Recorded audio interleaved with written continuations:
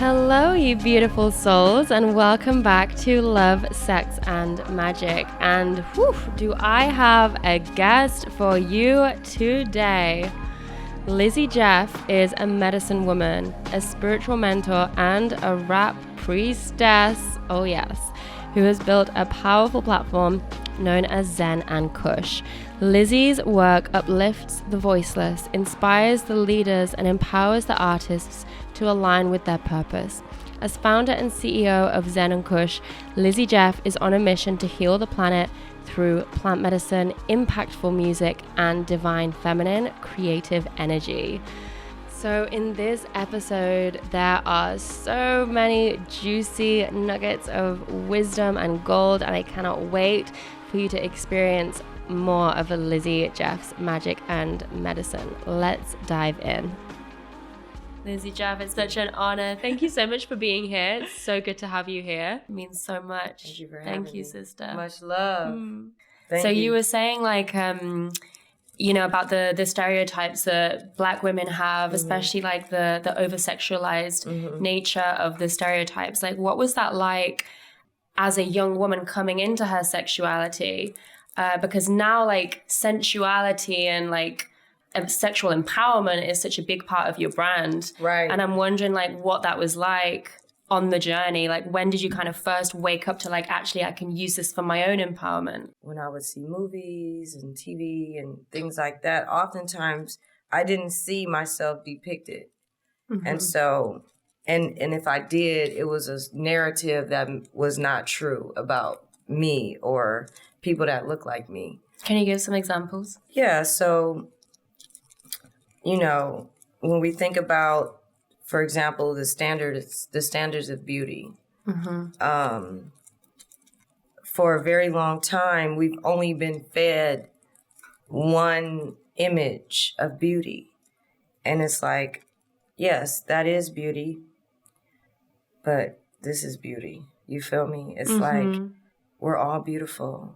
So I have friends from Tokyo. I have friends from Ethiopia. I got friends from, India and Compton and Chicago and everywhere. And they're all beautiful in their own ways. And so for me, it was a matter of telling my own story and being seen and being heard. And so music and poetry and creating my own art was a way for me to express myself in a way that people weren't accustomed to. A lot of times when you look on TV and you see especially Black girls and Black women, there are these heavy stereotypes that have been placed on us. Oftentimes we're hypersexualized, especially at a young age. We are portrayed oftentimes as, this and that and this and that. And I said, fuck that narrative. It's time to tell my own story. And so it took a while for me to really activate my confidence and tune into that throat chakra energy.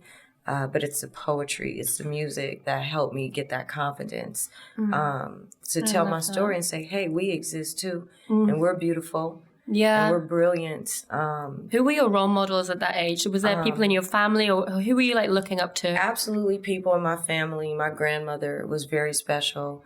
She inspired me on the natural medicine and holistic vibe.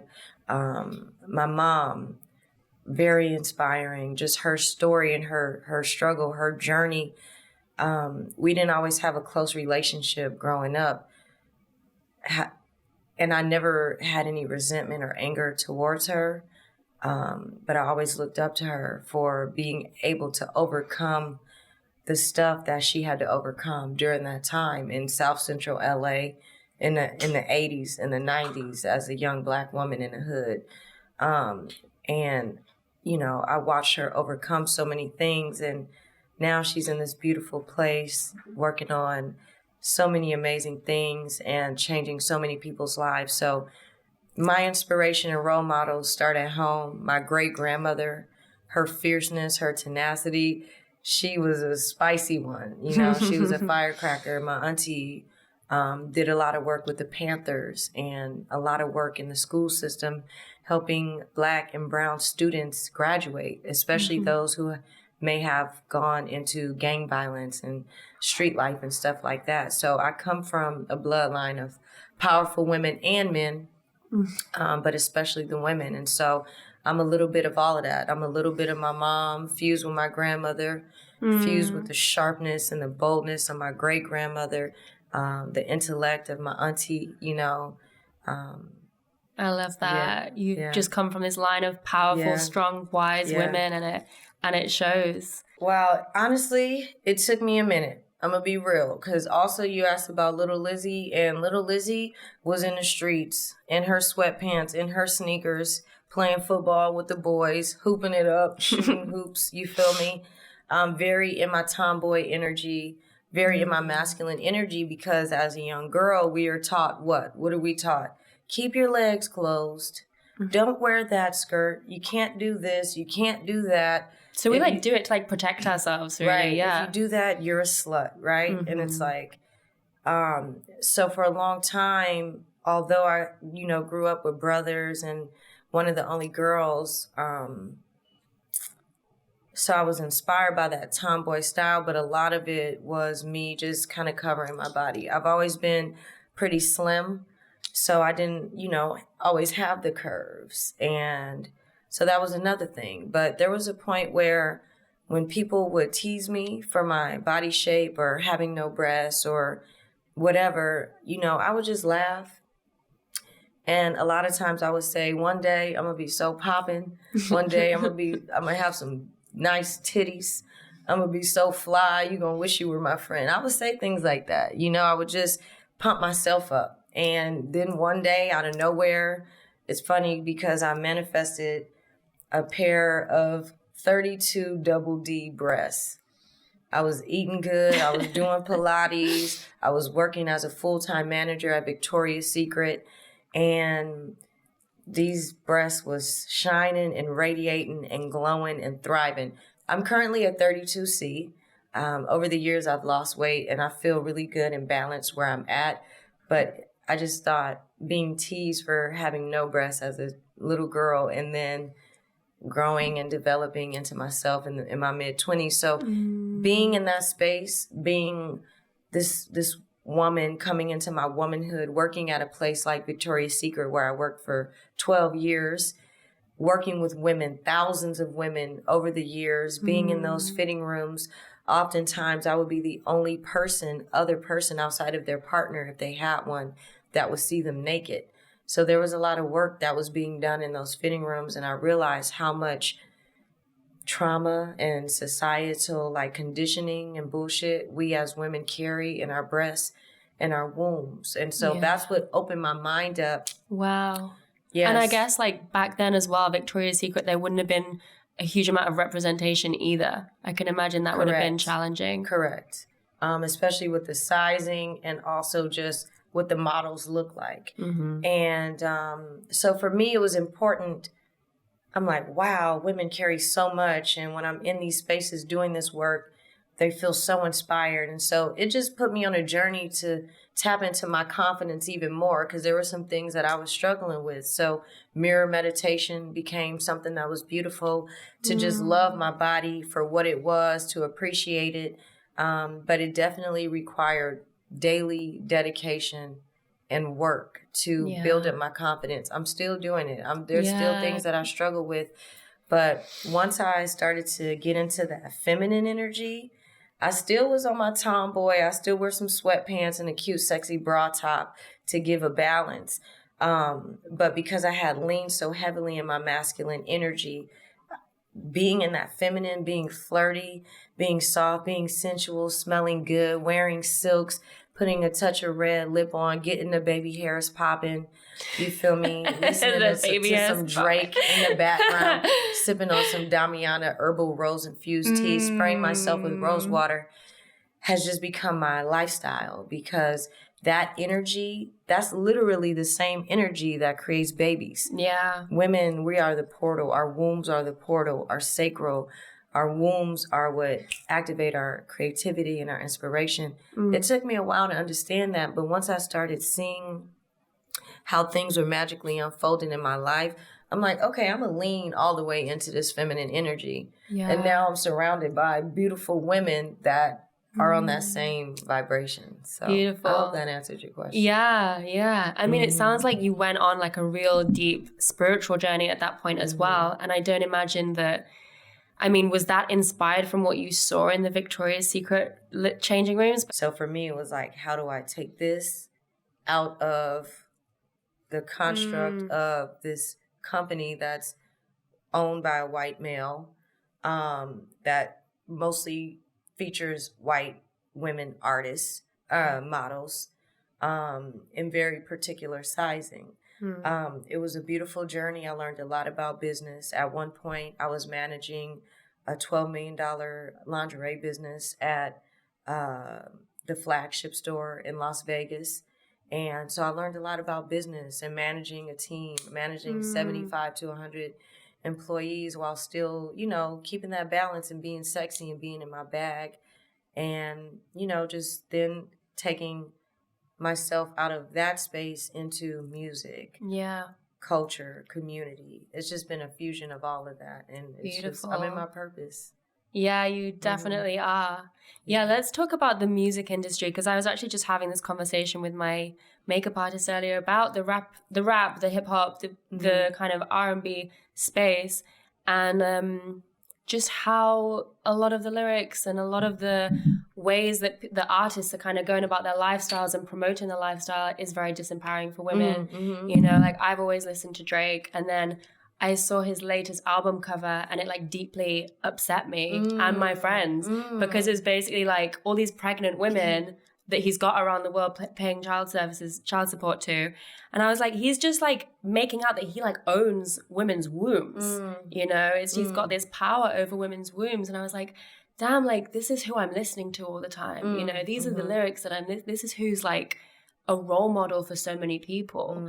Like, what was it like for you, like listening to that kind of music growing up, if you did, like entering into that space? Like, what were some of your initial feelings around that? You know what? I appreciate you sharing your perspective about that. I think it's important to have these various perspectives, and it's a great question. And how I see it is, of course, like me growing up, you know, coming from the hood, being heavily influenced by LA culture, where I was born, and New Orleans culture, where I grew up, between LA and New Orleans, where we have bounce music. So girls at 8, 9, 10, 11, 12 is shaking ass, you feel me, to bounce music. That's just the culture of New Orleans. And then LA, you got that West Coast gangsta, Tupac, you feel me? It was a vibe. And so listening to all these different styles of music is what elevated me, is what raised me. However, there were times where I thought, you know, dang, I don't really resonate with these lyrics. So I would create my own lyrics from a young age. So I would take some of my favorite songs with my favorite artists over dope beats and just create my own lyrics. And so now as an artist, what I'm able to do is you listen to my music, you can feel the inspiration, but I'm able to tell my own story, inspired by what I grew up listening to, because I can't knock my culture. I respect it. And there's so many artists. To circle back to Drake, I love Drake. He's a role model in many ways, and I'll tell you why. Of course, we feel how we might feel about the album cover, and it's all about perspective. Of course, I thought there could have been more feminine energy as far as artists featured on his project, especially because he did put the women on the artwork. But what I love about Drake is he speaks life into women, into all women. And he tells us constantly how proud he is of us. And, you know, go get it, girl. Whether we dance at the club, whether we work as a store manager at Neiman Marcus, whether we, you know, whatever it is we're doing, his music, you know, is inspiring. Bitches love Drake. They sure do. We love listening. But he speaks a lot about, like, he raps a lot about emotions. I think that's why, you know, a lot of other artists, they don't go into like the feelings so much. He really goes into like how stuff feels. Like, we know he's someone that gets his heart broken. He is vulnerable, and we love it. And and it's okay to have that type of masculine energy coming through. But to close it all up is, I understand what you're saying. People ask me this all the time. There's a lot of women rap artists who lean in certain directions with their branding and their messaging. And a lot of people have a lot of things to say about that. And for me, I understand people often will try to compare me to Meg Thee Stallion or Sweetie or, you know, these other women artists. But how I see it is, hip hop would cease to exist without the Black woman, period. And so with that said, when you think about the infiltration of hip hop, which is the most listened to genre of music in the universe, hip hop is literally raising children, generations of people. And so hip hop, for the most part, has been a male dominant realm. There have been women, executives, artists, A&R, different things like that who have existed in the space. But for the most part, it's been male dominated. What's happening now, especially because most of the women rap artists that are coming through are Black women artists. Meg Thee Stallion, Saweetie, Amaretta, help me out, y'all. Cardi B, Big Nicki Lotto, Minaj. Nicki, Lady London, Rhapsody, No Name Gypsy. It's so many beautiful women. So what I see is, because for so long there has been a war against women's wombs, especially Black women.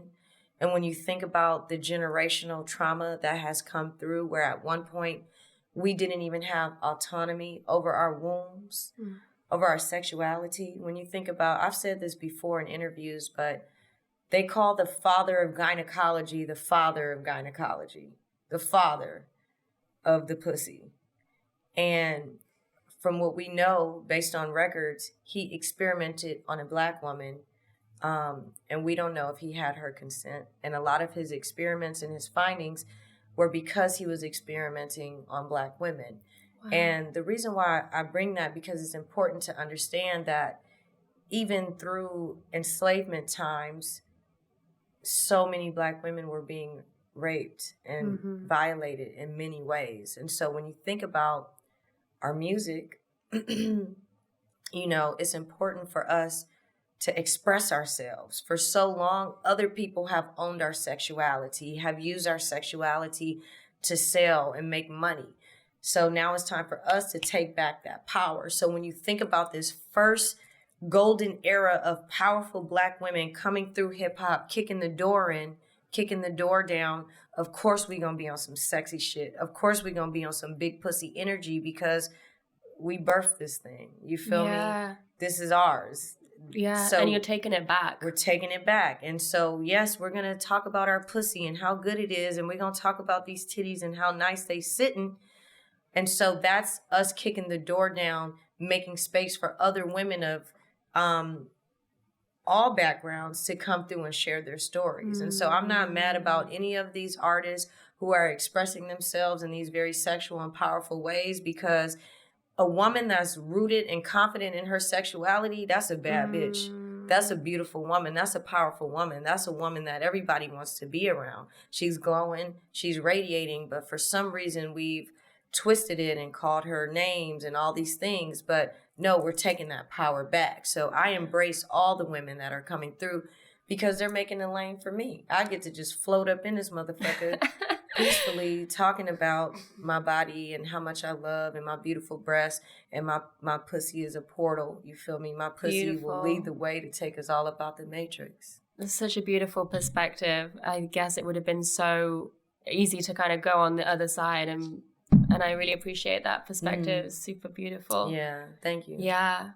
So I could only imagine, like, if little Lizzy had some more of those role models, like what she would have appreciated about that too. Right. And we think about that because so many women will come up to me, and men, and they say, your music is raising my daughter.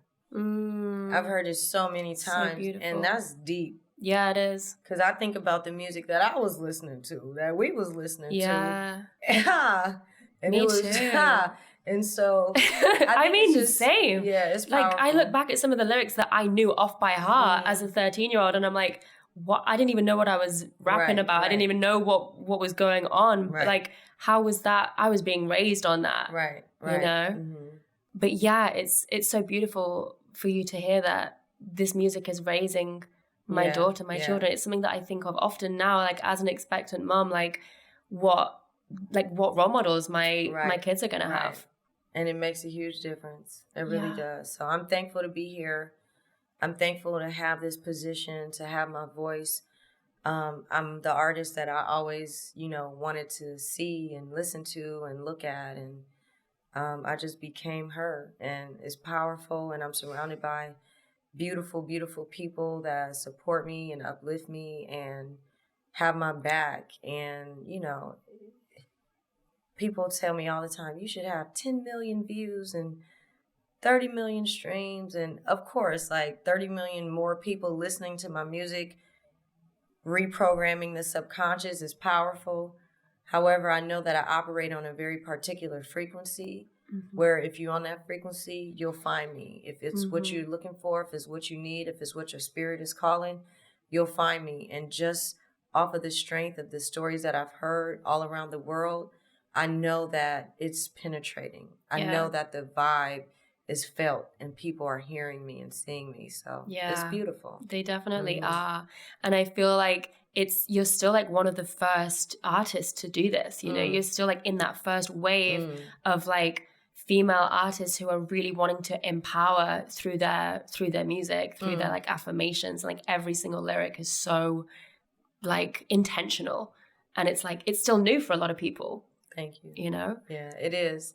I hear that. People call me pioneer and I'm just following the path of the women who paved the path before me because it took a lot for me to be here. It's, and especially being, a woman in this society during this time, it requires a lot of energy protection. Because when you look up, you see the billboards, you see the magazines, there's so much pressure to do this and change your body and look a certain way and act a certain way and, have sex a certain way. And it's like, damn, it's a lot coming at us. There's a lot of pressure. So we have to protect ourselves. So when we listen to this music and we program our mind, when we do our herbal V steams, when we do our breast massage, when we hang out with women that speak life into us, that's where it's at. That's what really matters. And it's important that we protect ourselves in that way. And if there's toxic energy around us, cut the cord. Disconnect from whatever doesn't literally serve you. Because we should be living a life of luxury and beauty and peace of mind and flow and ease. So I'm just very thankful to be here because I know that my grandmother, my grandmothers, my great-grandmothers, there was a lot of things that they had to put up with. There's a lot of times that they may have wanted to speak their truths, but they didn't, just to live to see another day. And so I know that a lot was sacrificed for me to be here, so free, so open, not giving a fuck. Thighs, breasts, music, cannabis, energy, you feel me? Just being everything that they said I couldn't be. And I'm here and I'm a living, breathing expression, reflection of that. Fuck your stereotypes. So good. Thank you. Oh, I'm going to say, preach. My girls so over good. there. Shout out to Queen so More Life. Good. Shout out to Yasmin Saida. So when you sit down and you want to actually like start channeling a new song, let's say, are there any practices that you always do to like help you get into that zone, or is it something that just comes and then it's just like, let me get a pen, I gotta write this down? Sometimes it's that. Sometimes it's that flow. A lot of times it's ritualistic. Because honestly, what I realized, my words are spell works, witchcraft. Anything I speak, I'm beautiful, I'm sexy as fuck, I'm elevated. My path is lit. Everything I touch turns to gold. My bank account is overflowing. My crypto accounts are overflowing. I love getting paid lots of money to be me. Ooh, damn, it feels so good to be me. Ooh, I feel so sexy today. I feel empowered. I feel inspired. Wow, all my girls are thriving. All the women around me are in their motherfucking bag. It feels great to be here. When I speak things like that with conviction, I'm declaring it to the universe, and the universe is like, okay, I got you. And so that's the music for me. And so realizing and recognizing that power, I'll give you an example. When I wrote Goddess Code, about 6 months ago, surpassed 1 million views after 5 years of being in rotation. In 5 years, it surpassed 1 million streams. But in the last 5 months, it's already hit 2 million. Probably by the time we finish this interview, Goddess Code will have hit 2 million streams. And I believe that by my birthday in July, it'll be at 3 million. And I'm saying this to say is the exponential growth in the magic, the witchcraft that was put into it. That was the very last song that I wrote for my album, West Coast Enchanted. It was an EP. And it was the very last time I experienced writer's block. I was experiencing heavy writer's block trying to finish this album. And I knew I wanted to create a song that felt witchy and sexy and elevated, but strong and powerful and empowering for all women and men. And so what I did was I was working with kyanite. Kyanite is a stone that helps you bring ease and flow and eliminates restrictions and blocks. So I was working with kyanite, and what I did was I set the intention for the song and what I wanted it to sound like and feel like. I called on the power of my ancestors and the women that came before me for them to channel through me, because I wanted to create a code, a goddess code. Growing up, especially in hip hop culture, everybody knows about the G code. The G code. A lot of men live by the G code. I'm like, the women need a G code, the goddess code. So I called on the power of my ancestors. I called on that energy. I channeled that energy to come through me, and I put that beat on. And this was a beat that my producer made.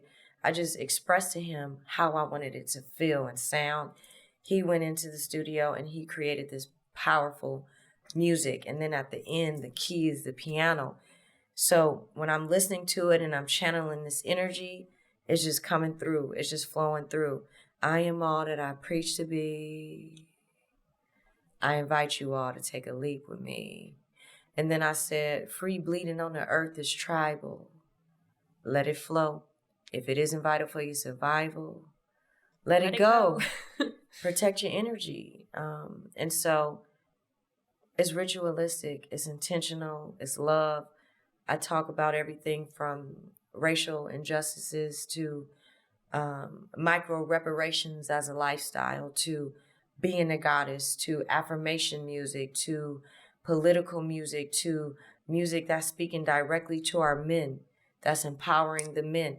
Music that I'm thinking of when I'm speaking to teenage girls. Music to my allies, my white friends who need guidance, who might be seeking that inspiration on how to show up as an ally during this time. And so the music is very well-rounded. Yeah, we gonna shake ass to money bags. You feel me? We gonna go and get a bag. We gonna be on some sexy stuff, sipping our herbal tea when the ministry is on. We gonna get in our hood bag when dues is on. But we're also gonna get into it with us, and we're gonna have those challenging conversations about how we can move forward as a collective, as a community.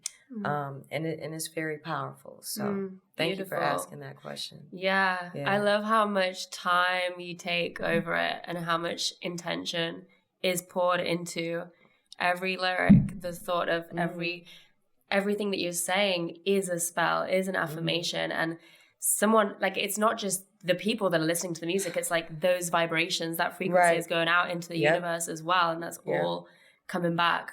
Absolutely. So no bars wasted. Yeah. Because if I'm writing it, like how you have your journal, I'm writing it. I'm flowing. I'm in my bag. ooh, dang, this sound good. Ooh, I might switch a word out, but I'm saying it, I'm speaking it. Then what? Studio time, I'm in the booth saying it, I'm repeating it. Then what? Engineer, press and play, playing it back. I'm listening to it. Now what? I'm on the stage. I'm singing it. Yeah. I'm putting it out. 1 million people are streaming it. Yep. I go to the show. I pull up. 300 people in the audience singing word for word, singing it back to me. That's a lot of witchcraft. That's a lot of magic that's happening. So I have no space to waste any bars. Everything has to be intentional and done, at a certain level. The power of those words, like the power of every single word, when you put it like that, like the amount of times that it's going to get affirmed over and over again. And, just to kind of take it back, thinking about the amount of times that we would affirm other lyrics over and over again to ourselves. Right. The amount of times that we listen to that and affirm it and, so there's some toxic shit being said. And Queen and I, we were listening to some music by a cool rapper. Some call him the strip club anthem rapper, of our generation. And he makes cool music and music that you want to shake ass to. But when you really listen to what he's saying, you're like, damn, and so it's a matter of, yes, you can still listen to your music. But it's a balance. Yeah. And it's about knowing. And if you want to switch up the lyrics in your head, go ahead and do that.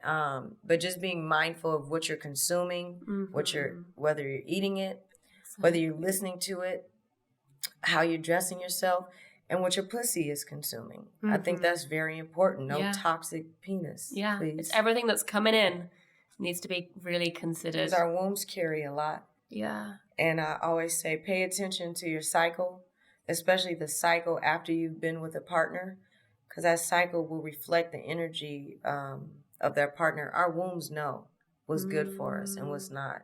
So all of that matters. Damn. Thank you. All right. I want to talk about Zen Kush. Okay. So how did the idea for Zen Kush come about? Tell us, what is Zen Kush? What does it mean to you? That's a beautiful question. Thank you. Speaking of Kush, I'm going to spark this if that's okay. Go for it. I'm going to just set an intention for just now moment for deeper connections, partnerships, collaborations, world healing, and pussy power, breast magic, feminine energy oozing, shifting the paradigm. And we in this bitch, money bags, money bags, money bags, money bags. All I see is money bags. So Zen Kush, let me tell you a little bit about that. At one point I was a bud tender, a medicine woman working in a dispensary. And I was there. I was in the community every day, seeing how people were coming in, having their lives literally transformed by this plant medicine. Mothers, pregnant women, OG grandmas from the 70s who was literally at Woodstock, soccer dads, business moms, OG gangsters from the streets, mothers who had little babies who were having seizures, and the only things that could support them was the CBD infused lemonade that we had. I'm seeing it every day. I'm seeing how one of my patients came in depressed. I don't know if y'all ever dealt with somebody that's just depressed. They can't laugh. They can't even crack a smile. But you got to shift your energy to work with that. And so what I was seeing was people coming in every day, having their lives transformed, taking 18, 19, 20 prescription pills a day. I didn't even know that was a possibility. To over a 6-month, 8-month, 9-month period, 10 pills, 5 pills, 1 pill, to where they came in and was like, I'm off my pills. That's powerful. And that's see from that working in the dispensary. Cannabis? Yes. To see that, to be a witness and be like, holy shit, wait a minute. Because I remember when I was in 4th grade, when I was in 5th grade, a government funded program would come into my classroom. They would stop my beautiful learning. They would stop my teacher from teaching what she was teaching us to enhance and progress to the next level, to come in and tell us that cannabis will fry your brain. Your brain on cannabis is like eggs in a skillet. Cannabis is a gateway drug to this. Cannabis is the gateway to social restoration and new world order, if you ask me. And so for me, I'm like, whoa, we've been sold a lie. Not only that, I'm from LA. I'm from South LA, South Central. Born in 86. Grew up in the late 80s, early 90s. Height of the crack epidemic, height of the war on drugs. I literally saw the devastation of my communities. We saw 11, 12, 13, 14 black men handcuffed, lined up, being hauled off in police vans, taken to jail for nonviolent cannabis crimes, for nonviolent drug charges. That's where I come from. That's what I've seen. I've had family that's still in jail, that's still impacted, that's still in the system because of some bogus nonviolent drug charges. I've been that person pen paling my uncle since I was 5 years old in prison. I know what it's like. I've heard stories from one of my best friends whose daddy been in jail for 23 years for some cannabis. So coming from that and now working in an industry where I'm the only black woman in this dispensary and in a place that's predominantly 99 at the time I was working in the dispensaries, 99% of dispensary owners were white. Over 90%. But when you think about the war on drugs and how that's impacted people doing the same thing, over 90% of those been thrown away and forgotten, look like me, look like my aunties, look like my cousins, look like my Latino homies, whose kids had to grow up without them. But now I'm in Bel Air at a CBD party in a mansion getting a CBD facial. It don't add up to me. How long ago was this? Within the last few years. Right. And it's still happening. Yeah. So for me, I'm like, there's a huge disconnect in the cannabis industry right now. I'm being invited to speak on panels, oftentimes on an all-white panel in a room full of white people talking about social justice. I'm being invited to perform at cannabis events in all white spaces. But when I'm in Liberate Park, when I'm in Venice Beach, when I'm chilling on Slauson, it looks like Queen More Life. It looks like Yasmin. It looks like DJ Drumright. It looks like, people that look like me. It looks like my Asian homies. It looks like my Latino homies. It looks like my homegirl from Cambodia rolling up a beautiful joint, setting her intention, blessing it, blessing her womb space.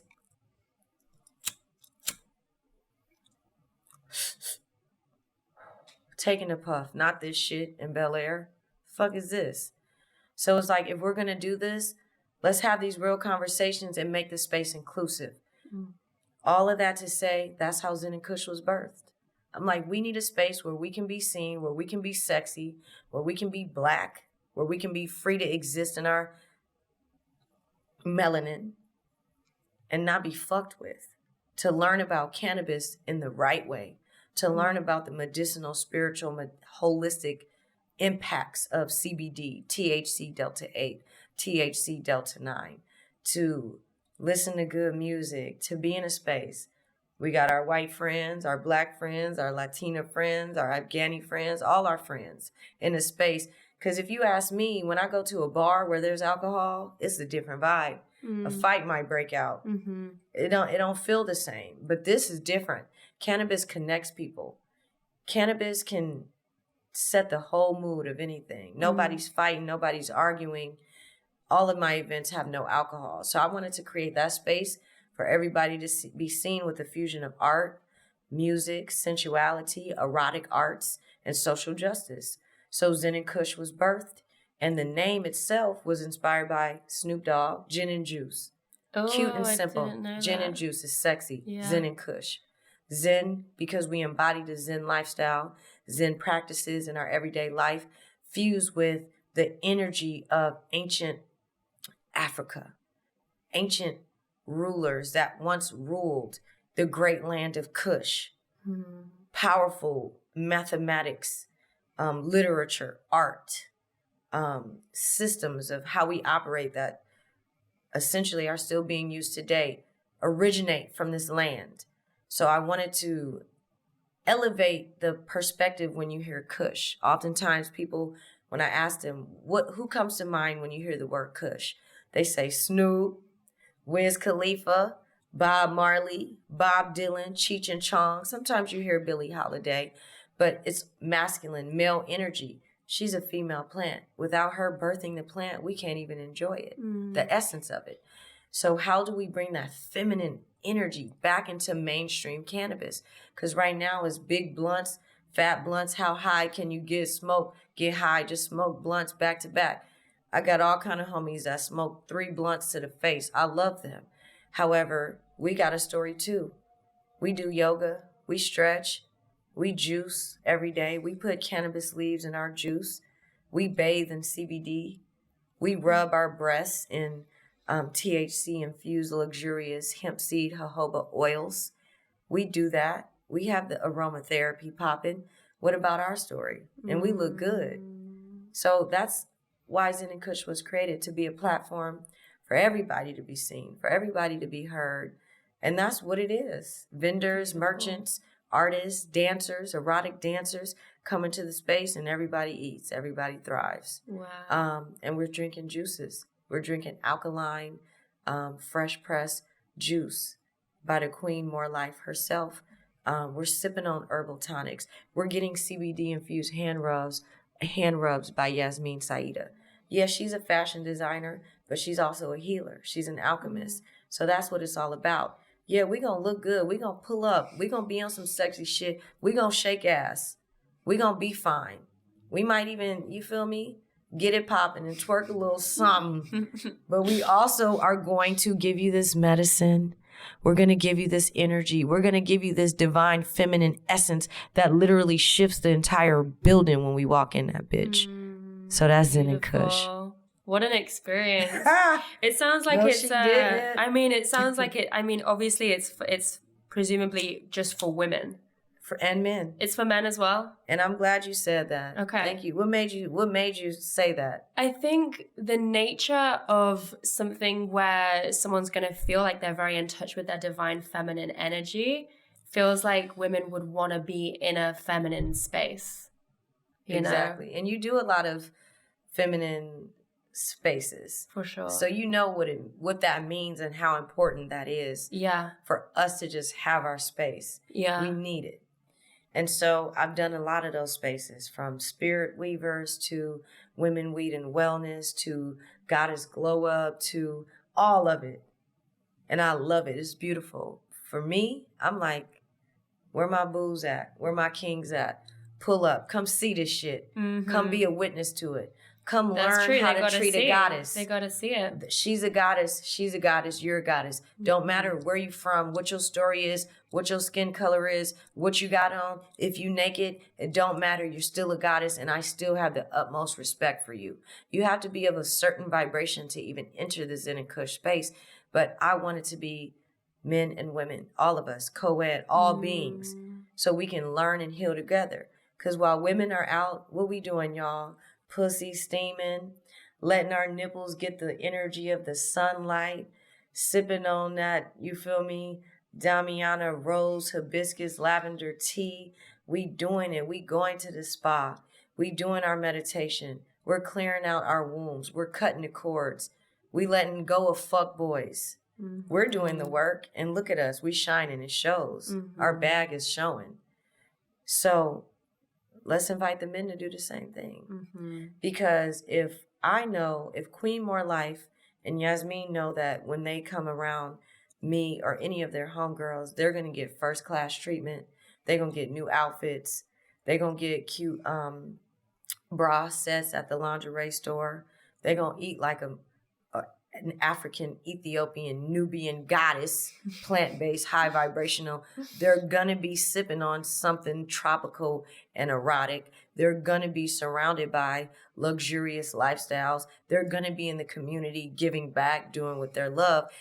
When they come around, I'm throwing rose petals at their feet because they deserve it. Where you want to go? Let's go. What you want to do? Let's do it. If you coming over, we got the beautiful lights popping because you're a goddess and you deserve to be treated like a goddess. So if me and my girls know that me and my girls is showing up for me and my girls in this way, then what kind of fuckboy think he gonna even get close to this vibration? True. So if you are the king that is seeking a goddess and you know she's surrounded by goddesses, then you have to show up with that energy to inspire a goddess, for a goddess to be intrigued by you, because we on some magical shit. We on yachts, sipping. We have mansions in the backyard by the pool, surrounded by beautiful women in bikinis and lingerie. She might be topless. She might be rolling up some kush that was sun-grown in California and it's organic. She might be doing that. So that's my challenge to the men. It's like, if you know we pulling up, she's going to bring me rose petals, red roses, a new plant. This is how I wake up, right? I'm up. I might be sipping on my water. In walks Queen More Life with a gold platter that looked just like this. Tropical fruits. Mango passion fruit smoothie in a wine glass. Her with a fresh natural face that she just woke up with in a magenta silk robe, delivering this tray to me. Am I not living my best life? It sounds like it. My girl Yasmin sure. pulls up with the fashions, and she always got fresh outfits and looks for me. This skirt, this is custom sewn by Yasmin that I can wear in 3 and 4 and 5 ways. Mm-hmm. So I'm saying that to say, it's like, baby, if you want my attention, attention, you got to have that intention. You got to show up like my girls show up for me. You got to show up better. Especially if you think you're going to get in this womb space. And I've been doing my V-steams, and I've been doing my girls do the goddess pearls. Mm-hmm. If we doing that much work to love on our temples, to reclaim our sovereignty, to reclaim our autonomy over our wombs, over our pussies in a society that's constantly telling us we ain't shit, you got to show up with the magic, baby. You got to blow my mind. Amen. It reminds me of that quote that says, we teach people to love us by the way we love ourselves. Exactly. That's what we're doing. Exactly. That's what you're doing. Yeah. Thanks Beautiful. For listening. No, Thank it's you. Amazing. Is it herb okay? It's Are good. You good? It's okay. good. Yeah. Okay. It's Babies good. love it too. Babies love it. Babies love the herb. Mm-hmm. Yeah. Yeah. So tell us, what's the next level look like for you, Lizzy? Like in terms of music, Zen and Kush, what do you have in store like for the rest of the year and beyond? So what's next for Lizzy Jeff? What's next for Zen and Kush? Mm-hmm. I love that question. You're actually a really great interview hostess. Thank you. So thank you. Yes, you ask quality questions. No question is wasted. So thank you for that, for really having this powerful platform and having real conversations that are necessary. And to answer your question, what's next? Here's the thing. If you know me, I'm always on a vibe. I'm always ready for what's next. I'm a visionary. My mind is constantly creating and ready. We got Zen and Kush Atlanta on April 10th. You feel me? We have Zen and Kush Denver on 4/20. And on the same day, my new album, Prophecies of a Rap Priestess, Volume 2, is available exclusively through Zen and Kush Records, which is my record label that I'm the CEO of. And it's exclusive distribution. So you won't find it on Spotify or Tidal yet. You have to get it through me, because as an independent artist, you have to be very creative with how you distribute and share. And I want to just pay homage and give love for Nipsey Hussle, for his Proud to Pay campaign that inspired people pulling up and spending $100 on a CD, $1,000 on a CD. So right now, my new CD, Prophecies of a Rap Priestess, is available for pre-order, LizzyJeff.com, or you can click the link in my bio at my Instagram page, and it's $100. And you pay for the vibe. You pay for the energy. You don't just pay. It's a CD. It's a physical, tangible thing that will eventually disintegrate, but It's a vibe. It's the energy. It's my healing. It's my testimony. It's the trauma that I've, overcome. It's the peace that I made with my mother. It's the healing energy between me and my brothers. It's the confidence that has been activated now when I deal with men. It's me knowing how to show up, because I wasn't always able to show up for myself in relationships the way that I want to show up for myself. It's the way I connect with my sisters, my real sisters. It's the way that when I'm connecting with my real sisters, with my sisters that you see here, I'm reminded of my real sisters, my blood sisters. And if I'm out here in the streets building with women, I'm going to be in my family unit building with my sisters as well, tuning in with my sisters. All of that energy. It's the microaggressions. It's the passive aggressive racist bullshit that I've had to deal with as a Black woman in business, in the society, and the ways that I deal with it, and the ways that I keep my mental peace, and the ways that I protect my heart, because it's real. That's out there. It's a war that's going on, specifically against women that look like me. There's a war going on against all kind of people everywhere. But the one that I'm living right now is the one that I'm seeing and experiencing. That's why it's important for me to protect myself. Last year, 100,000 Black women went missing, and nobody's talking about it. Nobody's talking about it. And so it's important for me to be sexy, to ooze my confidence, to be in my grace, but to tell my story and to be truthful and authentic. I'm not just here to shake ass in a room full of white people when I'm performing at some of these spaces.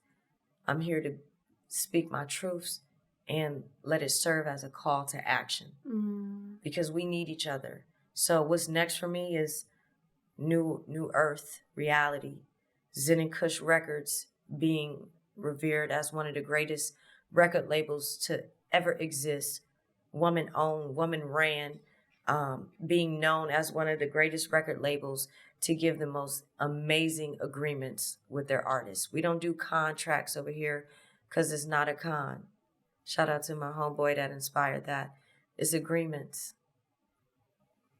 When you sign a record deal with Zen Kush Records, you're going to get elevated with Fresh Pressed Juices by Queen More Life. You're going to get that juice therapy.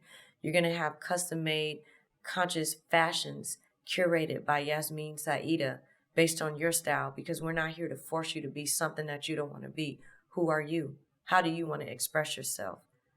We're going to have, Ra, who's going to inspire you around astrology, because that's important to know, to understand the numbers and the planets and all that shit, to be clear of that, to infuse that, to incorporate that in your lifestyle, in your record deal. So that's the energy I want to give. And ultimately, I'm working towards a club that will serve as a temple and a private social experience for people, just like you get at the Zen and Kush events, except it's going to be my own space that I own, with land, where you come in, you get that vibe. It might look like, it might have certain elements of a strip club. It might feel like a private social club. It might even feel like church, to be honest. It's all of those things. It's a wellness center, a temple, a goddess temple, a sacred priestess temple, where you come in, but when you leave in a completely different vibration. Yes. Herbal, tonics, energy. I'm not going to give y'all too much, because otherwise I have to make you motherfuckers sign an NDA. But that's what's next for me, is receiving the sponsorships, the monetary sponsorships from brands that align with my message, who want to pour into me, into my movement, into my community, because we're authentic. We're not pretending to be anything. It literally costs so much time and energy and money to be something other than what we are, to be something that a billboard is telling us to be when we don't even want to be that person. It costs nothing to be yourself. It's free to be you. So we here existing in our authenticity, showing up in our realness, traveling the world out of pocket. So I'm calling in sponsorships, investments, support, Airbnb support, team lodging, hotel residencies, so that I'm able to do this with my team. I don't go anywhere without my team. People want to book me. I'm not showing up alone. So you booking us. And so being in a space where I can have my own space, where all of the investments that I've made out of pocket into other venues, into establishments, I want to manifest that 100-fold, 10-fold to put back into Zen Kush, to put back into my temple that I'm building. Beautiful. Sounds incredible. And we're going to link everything in the show notes for everything you just said as well, so people can buy the new EP through Zen Kush when it's out as well. Rap Priestess, we'll link 2. All of that up. And thank you. I'm so excited to come visit this temple in this magical place. Thank you. Sounds beautiful. Thank you. So, Lizzy, we always wrap up with 3 questions related to love, sex, and magic, just like in a kind of quick fire way. That's dope. Something that you are loving right now is... Something that I am loving is the juiciness of life, the luxury that has been showing up all around me, the way my skin glows, just my confidence, my fashion, the way I'm showing up naturally. I don't got to do too much to be true. So that's what I've been loving. Beautiful. Yeah. Something that turns you on. A sexy man. No, let me stop. But yeah, that is something that turns me on, but it's deeper than that.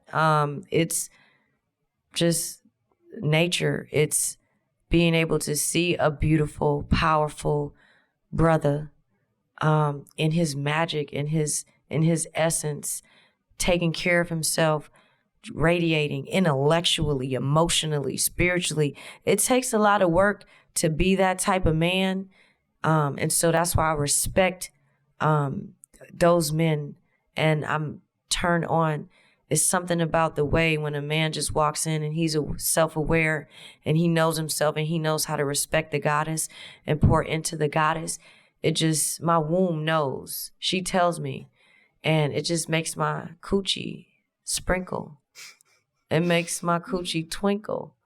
And so that's what turns me on, is that beauty, that essence of him knowing his power and knowing how to empower and uplift the goddess that's in front of him. And when was the last time you experienced magic? Last night, at our home, our Airbnb that we have, I basically was like, y'all want to have a vibe tonight? Can we have a little private event here? And my girl said, absolutely. They didn't even have to say too much. Queen was already preparing the space. Yasmin went to take a nap. That was her preparing for the space. I got the lights set up. We put the aromatherapy in the sage. The music was just right. You feel me? DJ Lizzy Jeff was doing her thing, now accepting bookings. And we invited a few friends, some of our beautiful eye candy, well-dressed, most brilliant friends to come over. And one of the friends that came over brought Fruits in Nature, brought a beautiful box of tropical erotic fruits, cacao, lilikoi, mangoes, fresh, juicy, sweet strawberries, blueberries.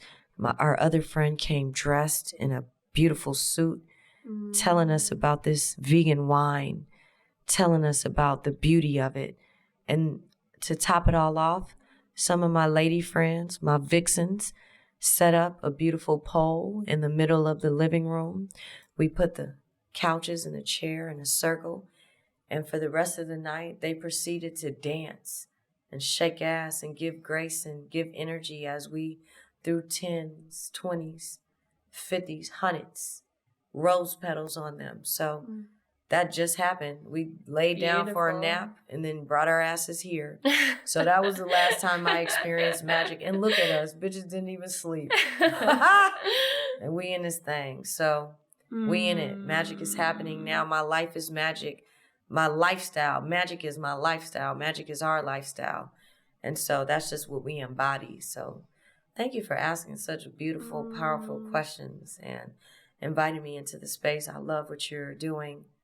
I think it's beautiful. I see you inspire so many women, and I look forward to us being able to collaborate in Costa Rica for real. And thank you for your work, for seeing me, and for sharing your platform.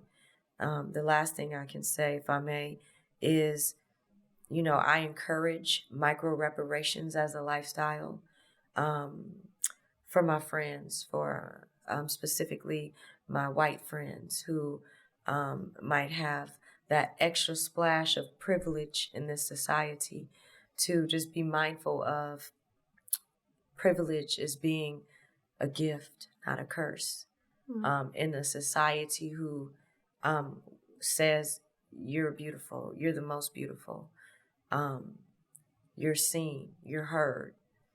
Whatever you say is law. And,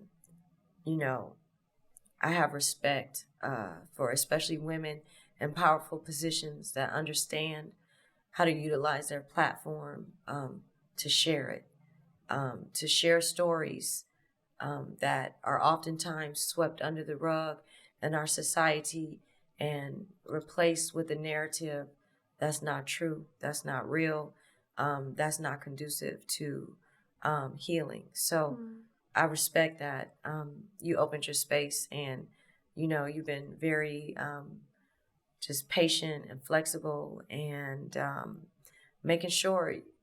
And Amelia, shout out to your executive assistant Amelia for making sure this happened and the information was sent, and we're here in this space. So I just wanted to make note of that, and I look forward to seeing how we can continue to grow and collaborate and bring our communities together to have these real conversations in the most sexiest ways, to really impact real change. So I see you, and I wish you so much more success and love on your journey to your baby, all this energy that your baby is getting.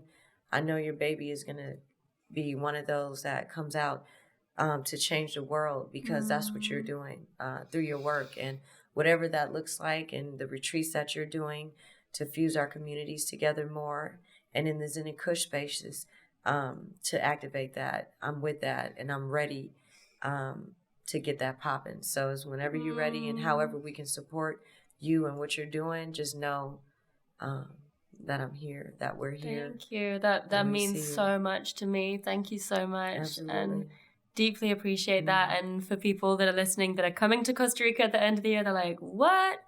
Yes. We won't say too much more because we're still waiting for confirmation, but like hopefully it's coming. Yeah. And Amelia is a rock star. So Amelia, I know you're listening to this. We love you so much. Thank you for all of your hard work and efforts and your energy, girl. Yeah. So thank you so much, Lizzy. Beautiful. Bless. Yeah. Thank you. Thank you. So much love. You're so beautiful, girl. Thank you. The energy is right. So is yours. You got the plants. You got it's right, girl. Thanks, girl. Thank you. Yeah. Much love.